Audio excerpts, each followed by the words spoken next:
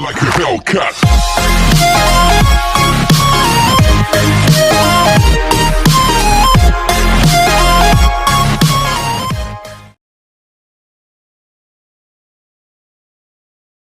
Assalamualaikum warahmatullahi wabarakatuh. Perkenalkan, nama saya Naufal Dava Murtada.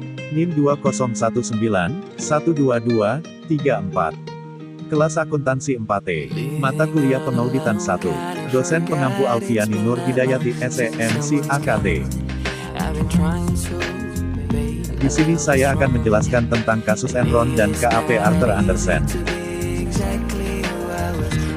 Profil dan sejarah kasus Enron. Enron adalah sebuah perusahaan energi Amerika yang berbasis di Houston, Texas, Amerika Serikat. Perusahaan ini didirikan tahun 1930 sebagai Northern Natural Gas. Enron merupakan perusahaan dari penggabungan antara Internor, penyalur gas alam melalui pipa, dengan Houston Natural Gas.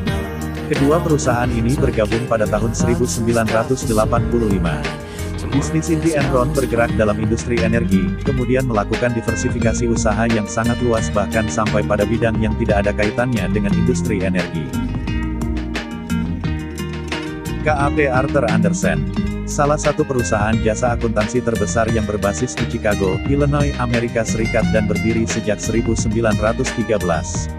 Kantor akuntan publik Arthur Andersen termasuk dalam The Big Four, PricewaterhouseCoopers, Deloitte, Ernst & Young, KPMG, lalu pecah menjadi The Big Five. Sejak pemisahan bisnis jasa akuntansi, fungsi akuntansi dan konsultasi Arthur Andersen, 1999. Arthur Andersen perusahaan akuntan yang mengaudit laporan keuangan Enron, juga sebagai konsultan manajemen Enron. KAP tersebut memiliki kebijakan pemusnahan dokumen yang tidak menjadi bagian dari kertas kerja audit formal. Awal mula kasus Enron.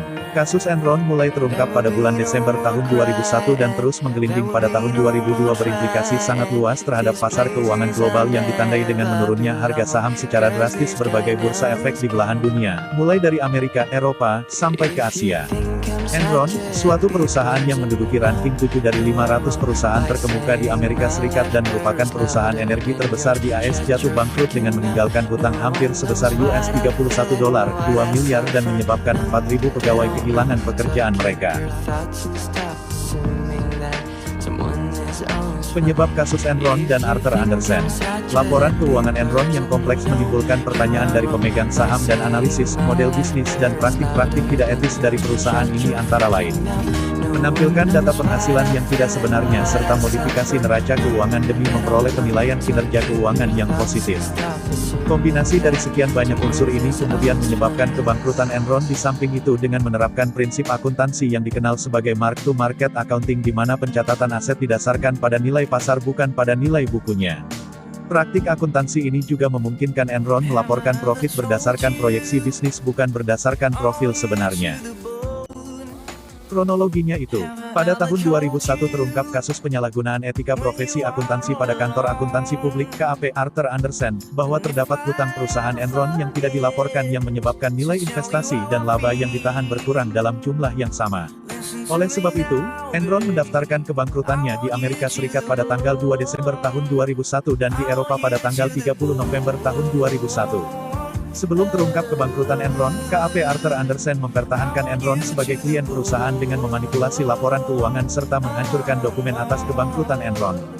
Pada tanggal 12 Oktober tahun 2001, KAP Arthur Andersen menerima perintah dari para pengacara Enron untuk memusnahkan seluruh materi audit kecuali berkas-berkas paling dasar yang mengakibatkan Enron menyatakan bahwa periode pelaporan keuangan tersebut, perusahaan mendapatkan laba bersih sebesar $393 juta, akan tetapi pada periode tersebut perusahaan Enron mengalami kerugian sebesar $664 juta yang disebabkan oleh perusahaan-perusahaan kosong yang didirikan oleh Enron.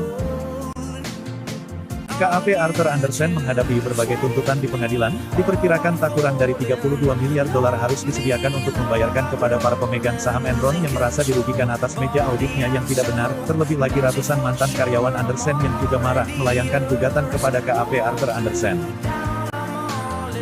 Pembahasan masalahnya. Menurut teori fraud ada 3 komponen utama yang menyebabkan orang melakukan kecurangan, manipulasi, korupsi dan sebangsanya, perilaku tidak etis, yaitu opportunity, pressure, dan rationalization. Ketiga hal tersebut akan dapat kita hindari melalui meningkatkan moral, akhlak, etika perilaku, dan lain sebagainya, karena kita meyakini bahwa tindakan yang bermoral akan memberikan implikasi terhadap kepercayaan public trust. Praktik bisnis Enron yang menjadikannya bangkrut dan hancur serta berimplikasi negatif bagi banyak pihak.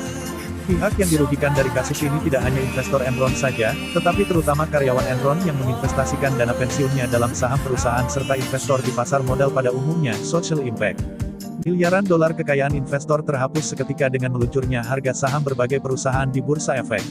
Jika dilihat dari agensi teori, Andersen sebagai kap telah menciderai kepercayaan dari pihak stockholder atau prinsipal untuk memberikan suatu fairness information mengenai pertanggungjawaban dari pihak agen dalam mengemban amanah dari prinsipal. Pihak agen dalam hal ini manajemen Enron telah bertindak secara rasional untuk kepentingan dirinya, self-interest oriented, dengan melupakan norma dan etika bisnis yang sehat. Lalu apa yang dituai oleh Enron dan Kap Andersen dari sebuah ketidakjujuran, kebohongan atau dari praktik bisnis yang tidak etis? Adalah hutang dan sebuah kehancuran yang menyisakan penderitaan bagi banyak pihak di samping proses peradilan dan tuntutan hukum. Untuk kesimpulannya yaitu, Enron dan KAP Arthur Andersen sudah melanggar kode etik yang seharusnya menjadi pedoman dalam melaksanakan tugasnya dan bukan untuk dilanggar.